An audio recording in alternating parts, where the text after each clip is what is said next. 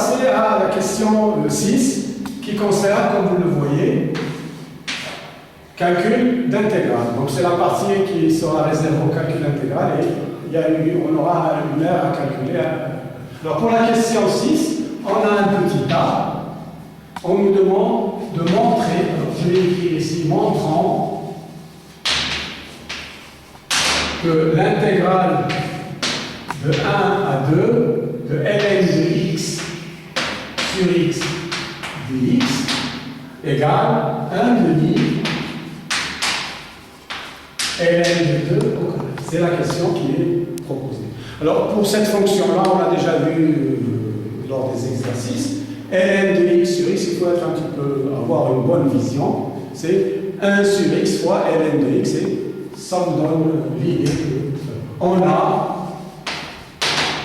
alors l'intégrale de 1 à 2 de ln de x sur x dx égale l'intégrale de 1 à 2 de 1 sur x, c'est la remarque qu'il faut faire, fois ln de x dx. On peut écrire ln de x, c'est 1 sur x fois ln de x. Pourquoi? Bien sûr, il faut avoir... donc ça fait ln de x fois ln de x. On se ramener au tableau des primitives. Ça, c'est de la forme u' fois u. Donc, les primitives, on connaît. Donc, ça fait... C'est du 1 demi ln de x au carré à calculer entre les bornes. Je vous laisse le soin, bien sûr, lorsqu'on a quelque chose du type u' fois u, bien même dans le cas général, avec n mesure différente de n positif, 1 sur n plus 1, u à la puissance n plus 1. Là, on a 1 demi, donc on a ici à la puissance 1, si vous voulez, donc ça fait 1 sur 1 plus 1 fois ln de x. Et là, on calcule, donc ça va nous faire 1 demi ln de 2 au carré, et pour la valeur en 1, évidemment, ça fait 0. Il faut vous l'écrire pour le correcteur. Ça fait 1 demi ln de 1 au carré. Donc c'est égal à 1 demi ln de 2 au carré. Pendant, chose qui était demandée du texte. Donc on a bien montré que l'intégrale de 1 à 2 de ln de x sur x égale à 1 demi ln de 2 au carré. Pour le petit b, non, pour le petit b, on a, alors, montrant que la fonction h, donc dans le texte, alors là vous avez, il ne faut pas l'oublier, certains de vos camarades, des fois, ils font l'omission. Il faut d'abord dire que grand h est dérivable sur l'intervalle que vous avez, sur 0 plus l'infini, et ensuite de vérifier que la dérivée de grand h, ça donne effectivement petit h. C'est la définition de ce que c'est qu'une fonction primitive. Donc je vais l'écrire ici. On a grand h est dérivable sur 0 plus l'infini. Bon, c'est la somme, bien sûr, différence de deux fonctions dérivables sur 0 plus l'infini. D'autre part,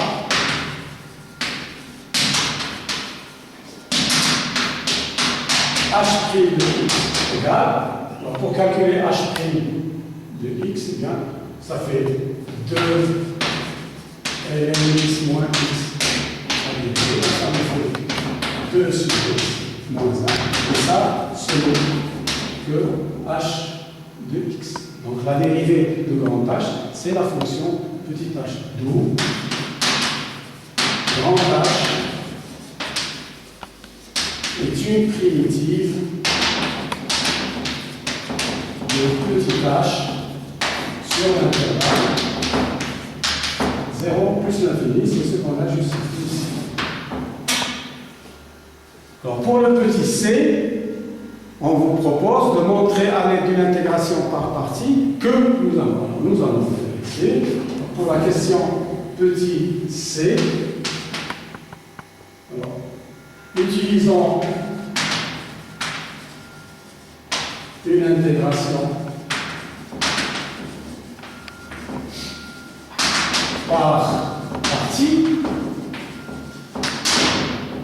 Alors, c'est toujours la question, il faut bien choisir ce que nous devons choisir. Alors là, il est évidemment clair qu'on n'a pas à choisir le ln comme étant la fonction dérivée, mais de prendre, on pose u' de x égale à 2 sur x moins 1 et v de x égale à ln de x. Donc, à un coefficient v, on aura u de x égale, ça c'est une question que nous avons, donc ça fait 2, normalement c'est 2 ln de valeur absolue, mais on travaille ici pour moins x, et là on aura v' de x égale 1 sur x. Donc, alors, en utilisant la formule de l'intégration par partie, l'intégrale de 1 à 2 de 2 sur x moins 1 fois ln x, c'est-à-dire c'est ce que nous avons là. Donc ça fait ln de x, 2 ln de x moins x, facteur de ln de x, à calculer entre les bords 1 et 2, moins l'intégrale de 1 à 2, là il faut utiliser, donc ça fait 2 ln de x moins x sur x dx. On prend u fois v'. Alors vous m'excusez, je vais reprendre ici. Donc, l'intégrale que nous sommes en train de calculer, 2 sur x moins 1 fois ln dx. Je vais laisser tranquille pour le moment ce que j'ai déjà trouvé. 2 ln de x moins x fois ln entre les bornes 1 et 2. Et cette quantité-là, je peux l'écrire. Je peux faire sortir un 2 à l'extérieur. Moins 2 l'intégrale de 1 à 2 de ln de x sur x dx. J'ai fait sortir le ln de x. Et là, ici, il va rester moins l'intégrale de 1 dx de 1 à 2, puisque là je vais simplifier par x. Donc ce qui me donne 2 ln de x moins x, facteur de ln de x à calculer entre les bornes 1 et 2. Là, cette valeur-là, je la connais. J'ai déjà calculé l'intégrale de 1 à 2 de ln de x, c'est un résultat que nous avons déjà. Donc ça va faire 2 avec le 1,5, donc ça va faire moins ln de 2 au carré. En multipliant ici par 2 pour ne pas faire d'erreur. Alors là, j'ai mis une petite omission, c'est le moins à l'extérieur, donc ça fait moins, mais ici ça va faire un plus. Donc ça va nous donner ici une primitive de 1 c'est x, donc ça fait directement, si vous voulez, 2 moins 1. La primitive ici c'est x, donc je vous rapidement. Donc ce qui me donne ici, pour la valeur on savait 2 ln de 2 moins 2 facteur de ln de 2, j'ai remplacé ici par le 1. Pour la valeur en 1, ça va faire ici 0, donc c'est pas un problème, ça sort 2 ici plus 1. Ce qui nous donne 2 ln de 2 au carré moins ln de 2 au carré, donc ça va faire ln de 2 au carré, ça va se rapprocher, moins 2 ln de 2 plus 1. Et ça, c'est, ou bien on peut l'écrire ln de 2 moins 1 le tout au carré, vous voyez l'identité remarquable, ou encore on peut l'écrire 1 séparément, moins ln de 2 au carré, ou ln de 2 moins 1 au carré, c'est ce qui est demandé lors du texte. Alors il nous reste maintenant la dernière question, c'est de calculer l'air. Alors pour calculer l'air, il faut d'abord lire, s'il vous plaît, bien lire ce qui est proposé. Alors, d'abord, il faut, sur la figure que vous avez faite, voir où est-ce que vous allez travailler. Calculer l'air en centimètres carrés, en centimètres carrés, l'air du domaine étant limité par la courbe C, donc il faut voir que c'est la courbe C, la droite D, donc la droite en rond ici, et les droites d'équation x égale à 1 et x égale à 2. Donc vous prenez votre règle, la droite d'équation x égale à 1, il s'agit de cette droite-là. La droite d'équation x égale à 2, il s'agit de cette droite-là. Donc vous voyez que, il s'agit de la courbe limitée ici par la droite D, donc c'est là, et par la courbe.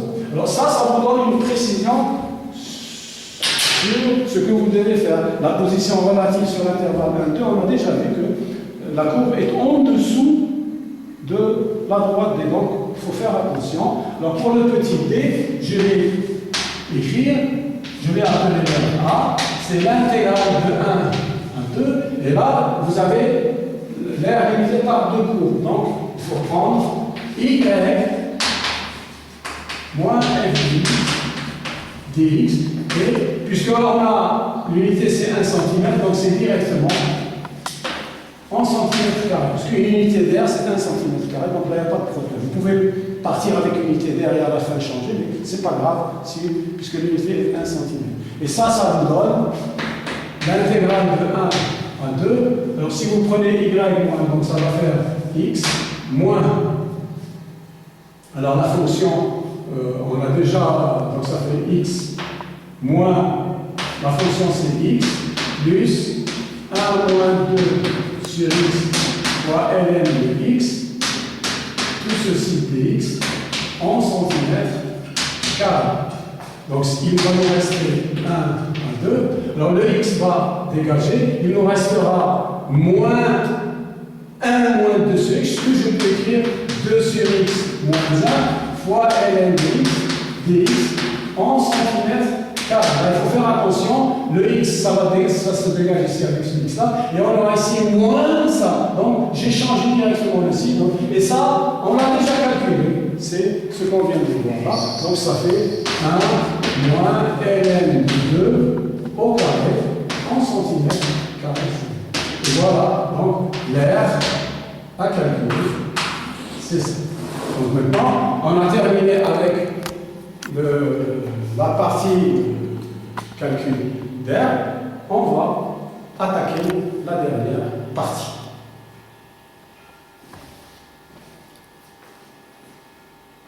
Pour le grand 3, c'est classique comme question et c'est presque toujours les mêmes idées qui se répètent. Il faut tout simplement bien comprendre le principe lorsqu'on a une suite définie à partir de la fonction. Alors, je vais reprendre un petit peu l'énoncé ici. On a pour le grand 3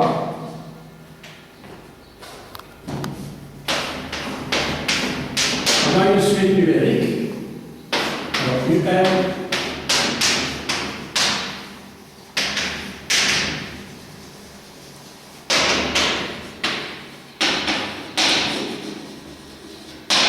par. Alors, on nous donne le premier terme. U0 égale la racine carrée de 3. Et la relation UN plus 1 égale à F2. C'est-à-dire que la suite UN est définie à partir de la fonction F. Alors, première question.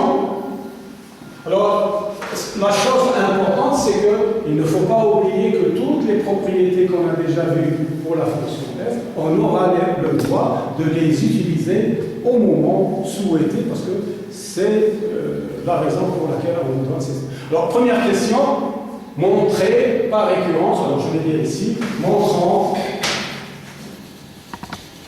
par récurrence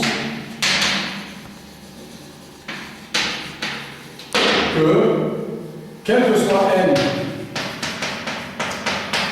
appartenant à n, eh bien, la suite du n est bornée, c'est-à-dire que tous ces termes sont compris entre 1 et 2. Alors, le principe du raisonnement par récurrence, là maintenant, en terminale, on a déjà assez fait avec le nombre d'exercices qu'on a fait. Il y a 3 étapes que le correcteur doit voir, doit sentir que vous avez bien compris. Alors, je vais dire ici, on a, pour la plus petite valeur ici qu'on a, on a U0 égale à la racine carrée de 3, et la racine carrée de 3, comme vous le savez, est bien compris entre 1 et 2, puisqu'on aura ici racine carrée de 1, la racine carrée de 1, ici racine carrée de 4. Donc racine carrée de 3, et bien, vous connaissez déjà une valeur approchée, c'est 1,730. Alors ça signifie d'où U0 est bien compris entre 1 et 2. Donc, la propriété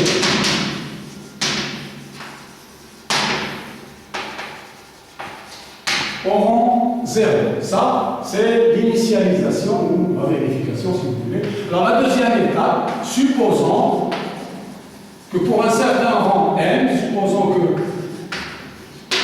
un est compris entre 1 et 2. Alors, bien sûr, il faut démontrer que ça reste valable pour un indice n plus 1. Là, l'idée, c'est tout simplement.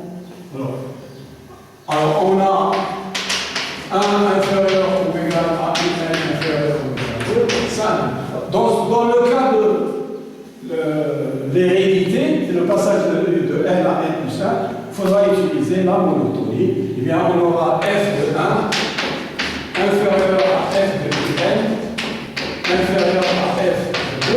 Et la raison pour laquelle j'ai le droit d'écrire ça, c'est que f est, vous revenez sur votre tabulation, la fonction f est strictement croissante. Là, je peux l'écrire ici, j'ai pas assez d'espace, car f est strictement et croissante.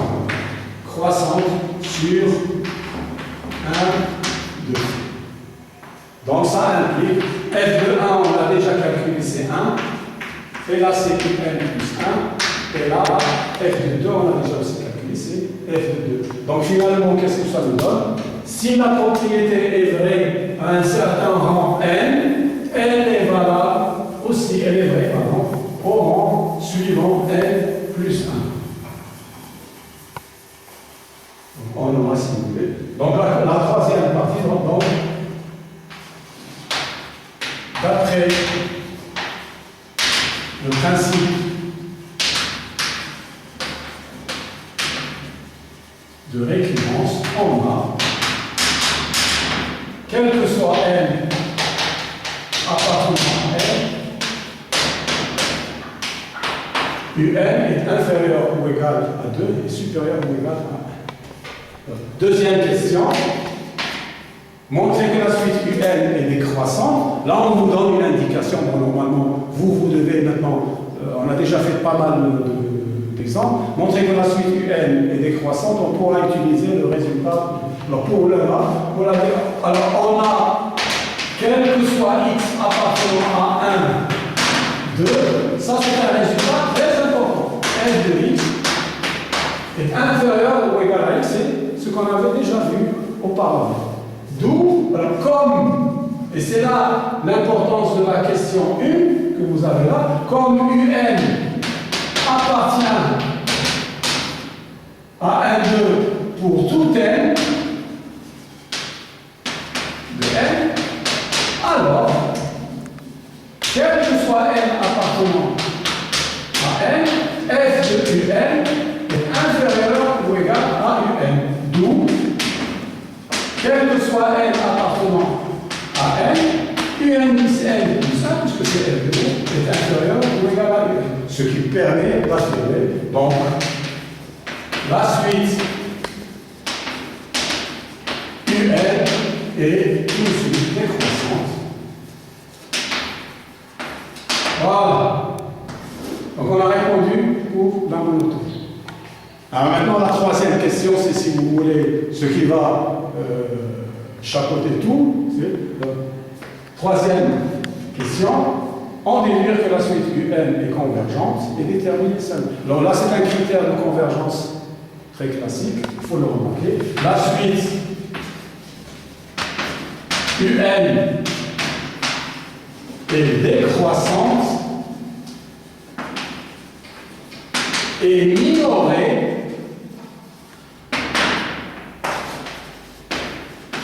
par 1, vous voyez pourquoi, donc un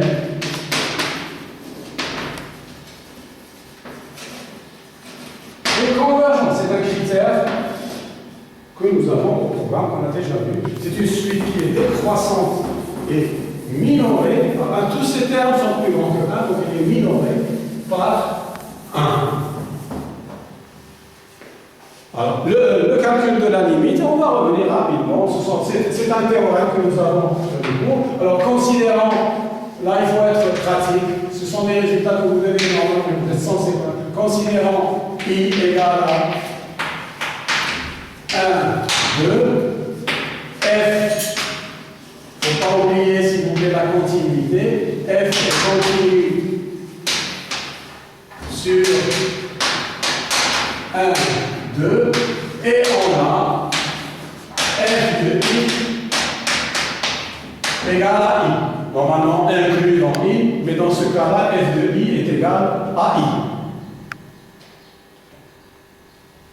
Vous pouvez le vérifier puisque tous les f de x sont compris entre 1 et 2. Alors ensuite, on sait que on a U0 qui appartient à i, puisqu'on a déjà vérifié si U0 égale à i. Alors ensuite, on dit alors, comme UN est convergence, alors sa limite elle qui existe, bien sûr, puisque la suite est convergente, est solution de l'équation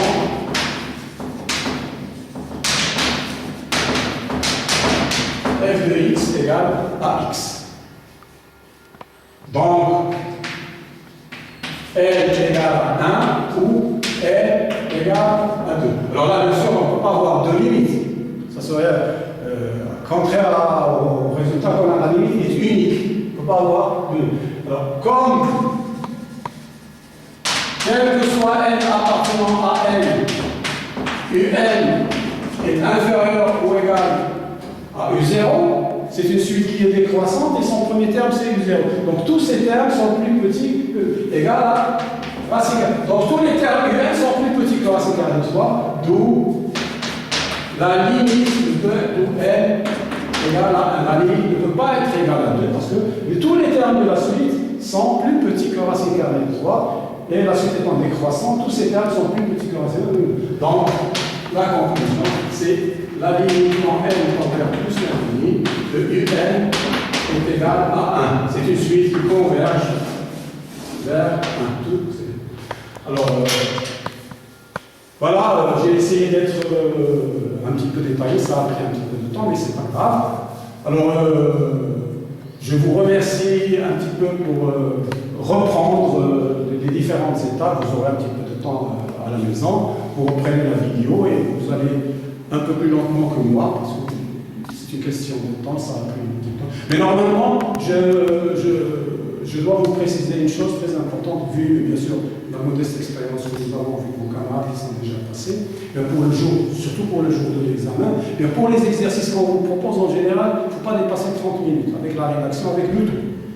Donc si vous avez 3 exercices par exemple, ça va prendre 1h30. Et si vous avez la fonction avec la suite, comme c'est le cas là, ça ne va pas dépasser le jour de l'examen 1h30 avec la rédaction et le tout. Donc vous voyez qu'il faut connaître un petit peu les choses comme il se doit et il faut savoir travailler le plus rapidement possible. Alors, je vous remercie d'avoir été attentif à ce que je viens de vous présenter, bien sûr avec un très grand plaisir. Bien sûr, je vous souhaite une très très bonne réussite et de prendre en considération toutes les remarques que j'ai essayé de vous donner dans le but que vous ayez le maximum de points, pourquoi pas d'arriver à d'excellents résultats. Je vous encourage, ne laissez pas les bras, travaillez, tout, Inch'Allah, se passera très bien et merci pour votre attention.